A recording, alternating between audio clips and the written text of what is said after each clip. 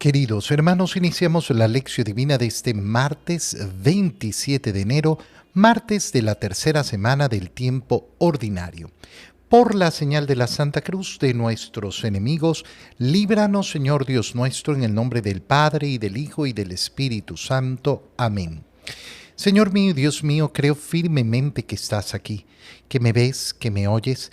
Te adoro con profunda reverencia, te pido perdón de mis pecados y gracia para hacer con fruto este tiempo de lección divina. Madre mía Inmaculada, San José, mi Padre y Señor, Ángel de mi guarda, interceded por mí. En la primera lectura continuamos en este día martes con la lectura del segundo libro de Samuel. Leemos el capítulo 6, versículos 12 al 15 y 17 al 19. En aquellos días David fue a casa de Obededón, donde estaba el arca de la alianza, y la transportó con gran alborozo a la ciudad de David. Apenas habían dado 6 pasos los que llevaban el arca, cuando él sacrificó un toro y un becerro gordo.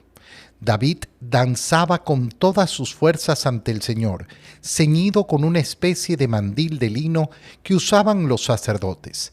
David y toda la casa de Israel conducían el arca del Señor con aclamaciones de júbilo al son de las trompetas. Llevaron el arca del Señor y la colocaron en su sitio, en medio de la tienda que David había mandado levantar. Luego David ofreció al Señor holocaustos y sacrificios de acción de gracias. Cuando terminó, David bendijo al pueblo en nombre del Señor de los ejércitos y repartió a todo el pueblo, a cada hombre y a cada mujer de Israel, un pan, un trozo de carne asada y un pastel de pasas. Después se fueron todos, cada uno a su casa. Palabra de Dios. Al continuar con la lectura del segundo libro de Samuel, vemos cómo ya se va consolidando esa posición de David como rey.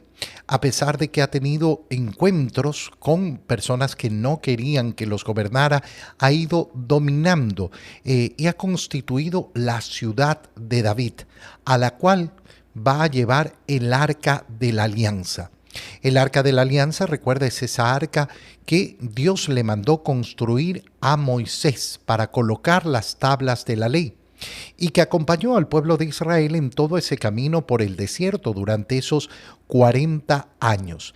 El arca de la alianza que ha abierto las aguas del Jordán para que pasara el pueblo de Israel para entrar en la tierra prometida. Y esa arca de la alianza que también ha estado ahí junto al pueblo de Israel en las batallas. El arca de la alianza es el objeto más sagrado. La presencia de Dios, la manifestación de esa presencia de Dios en el pueblo de Israel. Y entonces, como señal de esa importancia, David quiere transportar y lleva el arca de la alianza hacia la ciudad de David. Y va ofreciendo en el camino sacrificios. Va ofreciendo efectivamente holocaustos al Señor. Fijémonos en todo caso en una particularidad que nos cuenta el libro de Samuel. Dice que David danzaba con todas sus fuerzas ante el Señor, ceñido con una especie de mandil de lino que usaban los sacerdotes. Esto es sumamente importante de reflexionar. ¿Por qué?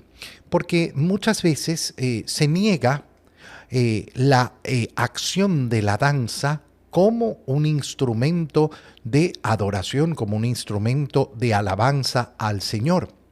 Cuando vemos en las Escrituras que así es, que se puede utilizar, pero hay que tener mucha fineza y mucho cuidado cuando se entra en este tema.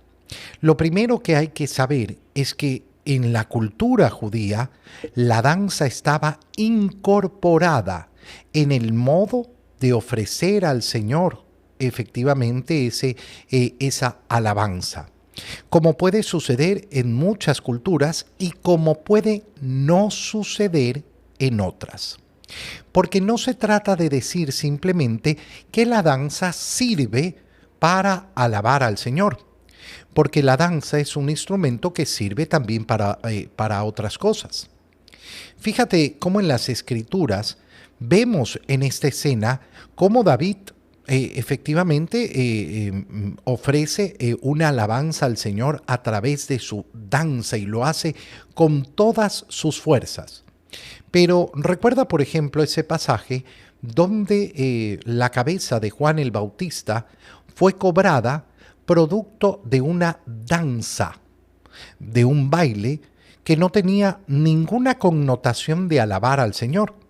Acuérdate de esa hija de Herodías, la famosa Salomé, que bailó delante del rey y que agradó tanto al rey Herodes y a todos los invitados. Y sabemos perfectamente que no estamos hablando de un baile lindo, bonito, hermoso, artístico. Estamos hablando de un baile sensual. Estamos hablando de mover el cuerpo para erotizar. Y eso es lo que ha vuelto loco a Herodes, que le promete lo que quiera, por premio a ese baile que le ha hecho incluso la mitad de su reino. Ella, guiada por su madre, pidió la cabeza de Juan el Bautista. Entonces tenemos en las Escrituras escenas donde la danza puede ser utilizada para alabar al Señor y tenemos escenas donde efectivamente se aleja completamente de eso. Por eso la danza va a constituir un elemento que hay que tomarlo con mucho cuidado, con pinzas. Cuando una persona simplemente quiere ver la superficie y dice, no, mira cómo David danzaba, entonces hay que danzar para dar gloria a Dios. Hermano mío, atento a ver si estamos en un ambiente cultural debido, atento a ver si efectivamente lo que se pretende hacer es algo honroso para el Señor o no. No se trata simplemente de agarrar los movimientos y las danzas que usa el mundo para querer incorporarlas en la alabanza a Dios. Estos ejemplos, lamentablemente, dentro de la iglesia los tenemos, los hemos visto. Cómo efectivamente se quiere ofrecer ya no una alabanza, sino a veces un show. Que no produce un bienestar verdadero para que mi corazón se adentre en la liturgia, para que se adentre en el misterio. Entonces se vuelve un elemento que, lejos de provocar un bienestar, lo que hace es producir que la liturgia o se rebaje o se pierda en un tipo de show. Y siempre vamos a tener que estar peleando para saber distinguir que la liturgia no es un show, que el pueblo de Dios que participa en los sacramentos nunca es público, jamás es público. Los feligreses, todos como hermanos que participamos en la Santa Misa, somos los oferentes, somos aquellos que estamos participando activamente, nunca como público. ¿Cuántos católicos tienen esta confusión? ¿Cuántos católicos se sienten como público en la misa? ¿Cuál es el problema? Que cuando yo me considero público, entonces quiero reclamar los derechos del público. El público en un espectáculo, ¿qué quiere? Que lo entretengan. Quiere que todo se dirija hacia él. En la liturgia ni hay obligación de entretener a nadie, ni nada está dirigido hacia cada uno de nosotros, sino todo el contrario.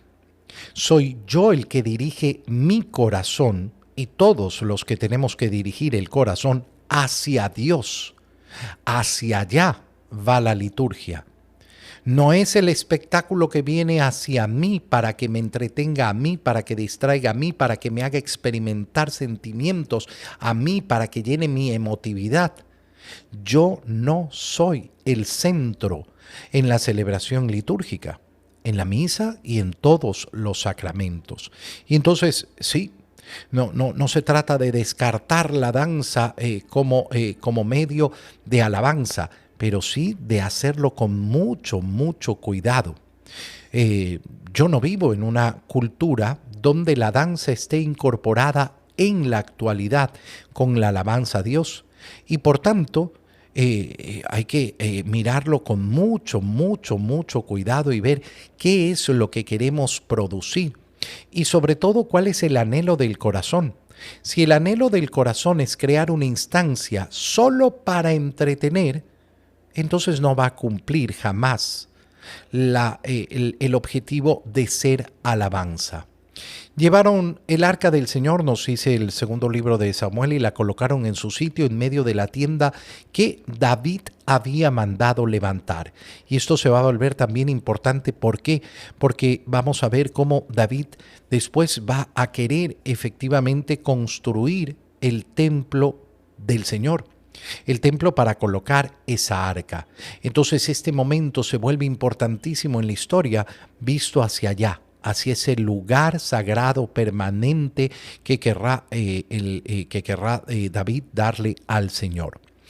En el Evangelio leemos a San Marcos capítulo 3, versículos 31 al 35. En aquel tiempo llegaron a donde estaba Jesús, su madre y sus parientes. Se quedaron fuera y lo mandaron llamar. En torno a él estaba sentada una multitud cuando le dijeron: ahí fuera están tu madre y tus hermanos que te buscan. Él les respondió: ¿quién es mi madre y quiénes son mis hermanos? Luego, mirando a los que estaban sentados a su alrededor, dijo: estos son mi madre y mis hermanos, porque el que cumple la voluntad de Dios, ese es mi hermano, mi hermana y mi madre. Palabra del Señor. Podemos dividir la meditación, nuestra oración a la luz de este Evangelio en dos partes. Primero, preguntarnos qué es lo que ocurre, por qué llegan la Madre de Jesús, María, nuestra Madre Santísima, junto a sus parientes. Si hemos estado atentos a la lectura del Evangelio, entonces en los días anteriores hemos escuchado cómo ante la cantidad de gente que se acumulaba para ver al Señor, para estar con el Señor, la cantidad de enfermos que le llevaban, se nos decía que Jesús y sus discípulos no tenían tiempo ni para comer y que por esta razón sus parientes, los parientes de Jesús, empezaron a decir que estaba loco y que querían llevárselo. Querían llevárselo para meterlo en algún lugar, para que se tranquilizara, para que estuviera alejado, para que la gente dejara de buscarlo. El Señor no se ha vuelto loco. El Señor está realizando la acción evangelizadora, la acción de salvación. Pero claro, estos parientes no logran comprender eso. Al leer este pasaje del Evangelio, nosotros lo comparábamos con aquello que le sucede a muchas personas en la actualidad cuando son llamadas fanáticas sin ser fanáticas. Porque fanático es aquel que procede de modo irracional, el que no se deja guiar por la razón, el que no se deja llevar por el sentido común verdadero, no ese falso sentido común de aquello que hace la mayoría, sino por una racionalidad profunda amparada en el amor a Dios. Y entonces, cuando vemos ahora en el Evangelio que llega la Madre de Jesús con sus parientes, no nos dice el motivo por el cual están yendo. A mí me gusta de manera particular porque no me lo dice el Evangelio, no me lo dice con propiedad el Evangelio, pero me permite hacer una deducción mía personal. Y es que justamente estos parientes, viendo que no podían parar a Jesús, que no podían detenerlo, y estaban preocupados, ¿qué va a pensar la gente de nosotros? Este pariente nuestro se ha vuelto loco, se cree Salvador, se cree Mesías, se cree no sé qué. Han ido a buscar a María para decirle, ven, a ti sí te va a hacer caso, ven, ayúdanos a llevarlo. Y María los ha acompañado no porque esté de acuerdo, obviamente, con estos parientes, sino simplemente para no desairarlos. Así comprendo yo ese desaire que le hace a esos parientes y ese mensaje profundo que les está transmitiendo a esos parientes. Esto como primera parte, pero después está la parte más profunda y la parte más bella, que es la invitación que Jesús nos hace para ser verdaderamente familia suya, aquello que se llama familia cristiana. Cuando nosotros hablamos de la iglesia, hablamos de la familia cristiana y verdaderamente tenemos que reconocer que la comunidad en Cristo siempre tiene que establecerse como familia, como verdadera y profunda familia. Cuando una persona no logra comprender la importancia de la vida comunitaria en la fe en Cristo, cuando no logra comprender que nosotros tenemos que vivir como hermanos, y cuando hablamos de hermanos no hablamos simplemente de un término utilizado metafóricamente, no, somos hermanos verdaderamente. Cuando el mundo utiliza la hermandad humana, ahí estamos hablando metafóricamente. ¿A qué me refiero? Cuando una persona no creyente habla de los hermanos, los seres humanos como hermanos, pero dice que no cree en Dios, entonces uno le tiene que preguntar, bueno, ¿en base a qué estás hablando de hermandad? Que todos somos seres humanos y todos pertenecemos a la misma especie. Eso no nos convierte en hermanos. Hermanos son aquellos que comparten al Padre. Aquellos que tienen al mismo Padre, a la misma Madre. Entonces, como seres humanos, sí puedo decirlo de una manera simbólica, de una manera linda, para expresar cómo tenemos que ser solidarios entre los seres humanos. Pero eso no es lo que hacemos en la iglesia.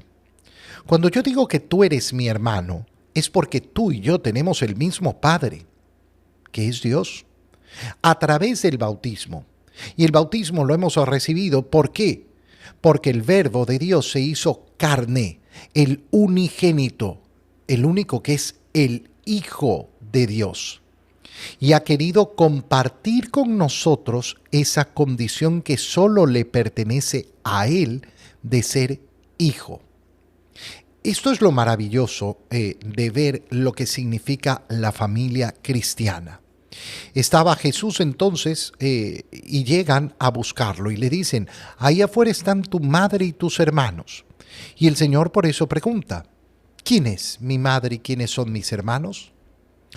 Y mirando a los que estaban sentados a su alrededor, dijo, estos son mi madre y mis hermanos, es decir, mi familia. ¿Quién es mi familia? El que cumple la voluntad de Dios. Ese es mi hermano, mi hermana y mi madre.